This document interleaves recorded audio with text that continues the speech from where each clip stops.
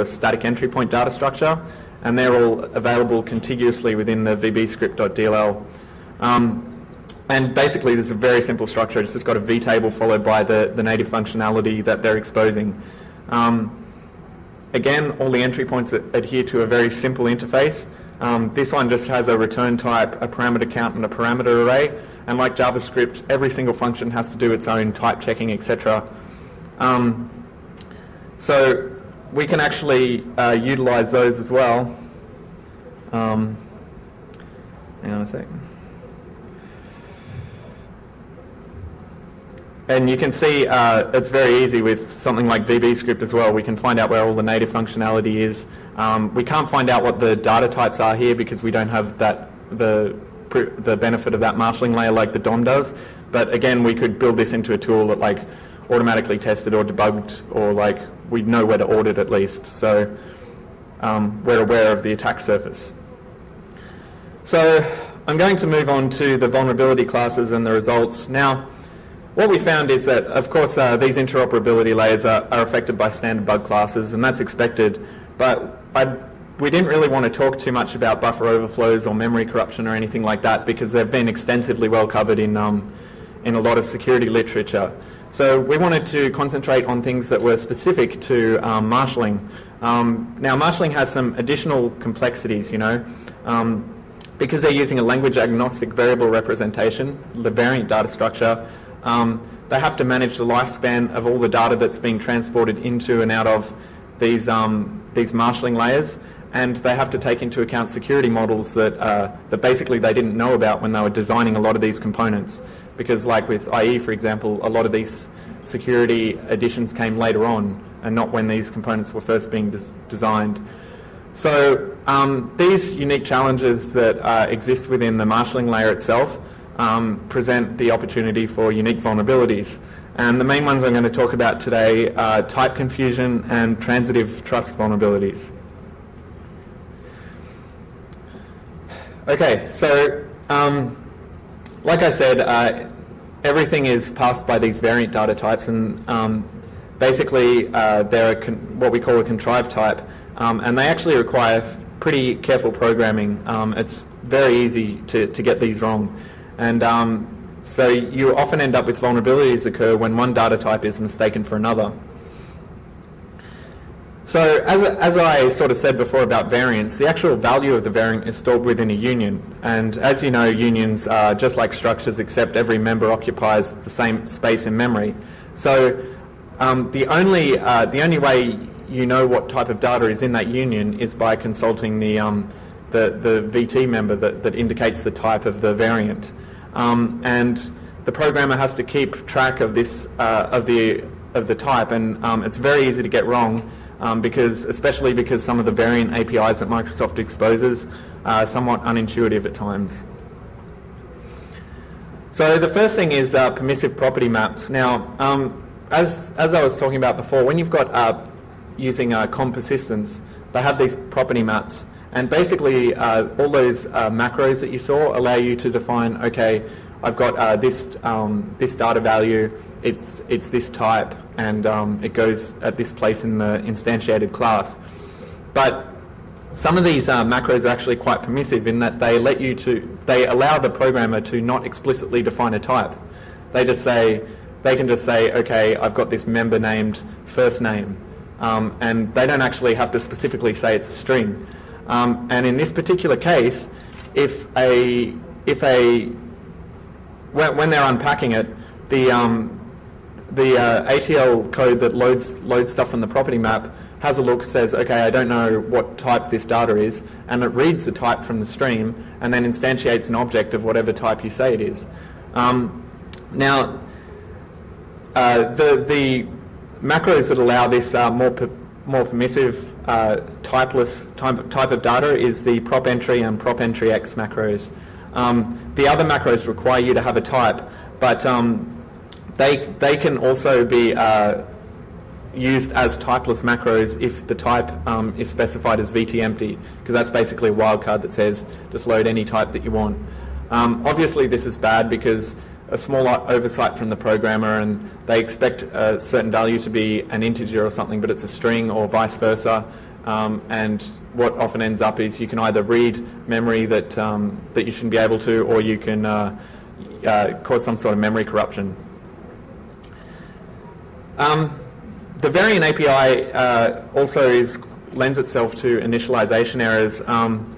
Basically, they have these two functions, variant init and variant clear. And the variant clear function is responsible for cleaning up variants after they've been used. And how that works is it gets the type value out of the variant, and depending on what that type value is, it'll either do nothing or it will do some sort of cleanup operation. So if the type is an integer, there's nothing to clean up. But if it's a B string, for example, a string, it will free that memory. If it's a dispatch object, like a COM object, it will call the release method of that COM object.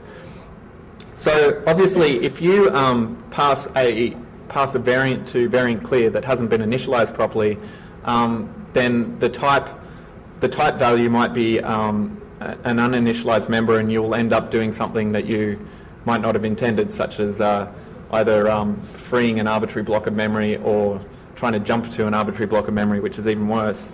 So you always have to call this function called variant init before you use a variant, and then you clear it later with variant clear.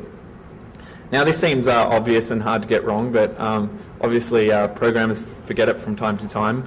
But there is actually a more subtle variation of how to make this kind of vulnerability, and that is that a lot of the variant APIs that have a destination parameter call variant clear on their destination before they do anything.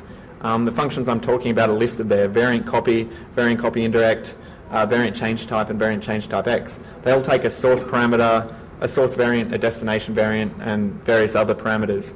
So if you haven't initialized the destination parameter, variant clear will be called on it, and it might end up in, again, freeing an arbitrary block of memory or jumping to an arbitrary block of memory.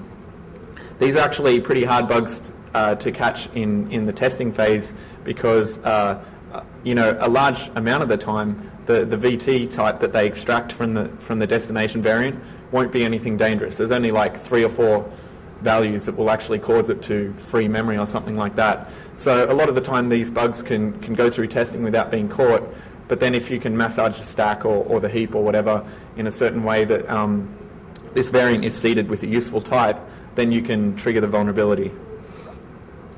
So this is a really simple example where it's just reading some data out of one of these COM streams, and you can see that the destination variant, they set the variant type to VT dispatch, and they try and read a dispatch object from the stream. But if that read fails, they call variant clear and return HR. Now, obviously that's bad because they've never called variant init. So when variant clear gets called, the type is VT dispatch, which is a COM object. So they will get whatever data happens to be in the variant's value member, which is uninitialized, and then try and use that as a COM interface and call the release method. This is the variant copy example of that attack that I sort of talked about before as well. You can see this has got a source and a destination variant. They set both of them to type VT dispatch, which again is a COM dispatch object. They try to read this dispatch object. If it fails, they don't call variant clear, so that's fine. If it succeeds, they call variant copy, and the source variant has been initialized properly, but the destination variant, the type has been set, but the value hasn't been set. So variant copy calls variant clear on the destination, and then you'll be like trying to jump to arbitrary memory, basically. The next thing that can go wrong is that it's really quite easy to misinterpret types when dealing with variants. If you remember when I was talking about before, variants basically contain a basic type and then some possible modifiers like the VT array type and the VT biref type. The modifiers are actually not mutually exclusive. You can have a variant that is of type VT biref or VT array or VT bool, and basically this means this variant contains a pointer to a safe array structure that has an array of booleans. So if you don't correctly deal with these modifiers, you can very easily create a situation where you're accidentally manipulating a variant as if it's a different type of object because you've ignored one of the modifiers. The basic ways this happens is if you mask off all modifiers. I've actually seen some code that does this. It just basically gets the basic type and operates on it as if it was that. Obviously that's really bad because you might get something thinking it's an integer when it's really a pointer to an integer or whatever. There's sometimes you can have situations where an action is based on a specific modifier. For example, you might test if VT_array is set, and if it is, you start using the safe_array API to manipulate the value. Again, that's not right because, like I said, VT_byref is not mutually exclusive with VT_array. So basically, if you did that, you will get a pointer to a VT_array and start manipulating it as if it was an array. And the last situation is if you mask off any specific modifiers, and it's very easy to make a mistake where you end up using the data type as if it was something else. So this was an example I found in the core of IE's DOM. Basically that stuff I was talking about, the marshalling layer, has this code that most of the marshallers call to marshal all their data types. And basically they get each argument and call variant arg to cvar, this function here, and they say what type they want. And this function is responsible for checking if the variant that they received is the type that they're looking for. If it is, fine, just return the value. If not, attempt to perform a type conversion. If that type conversion fails, die, otherwise return the converted type. So the problem is here is that you can see that they get the source variant, which is the variant you can control, and they mask off VT_byref and VT_typemask, which is the basic type. And if that's not the same as what they're expecting, well then they try and do a conversion or die. If it is what they're expecting, just go ahead and return the value. But the AND mask that they're doing in that bolded part of the code basically accidentally masks off the VT_array parameter, the VT_array modifier.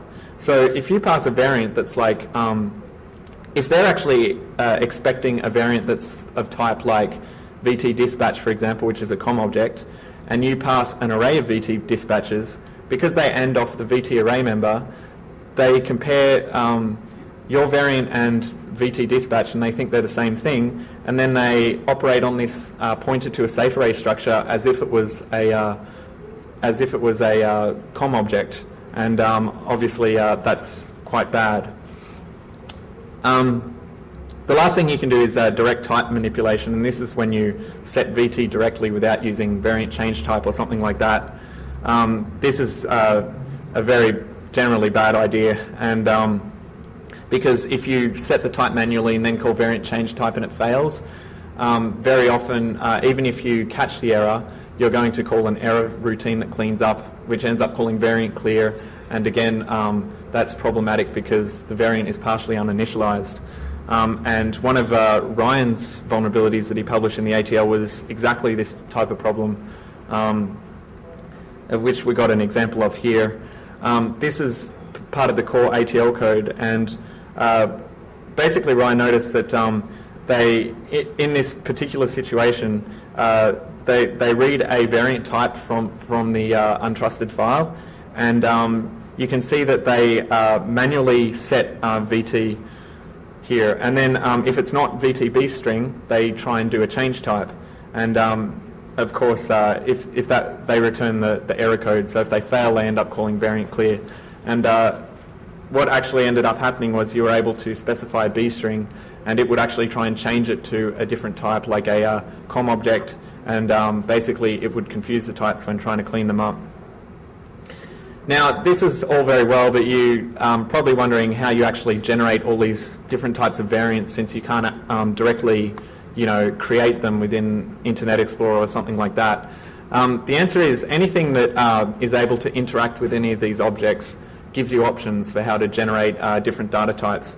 I've got a table here of basically all the data types that you can generate within VBScript and JavaScript, and the VBScript type values are in blue, and JavaScript is in red. So you can see that there's quite an array of different variant data types that you can generate using these scripting languages. And you can see that VB script allows you to create a lot more than JavaScript does. This is basically because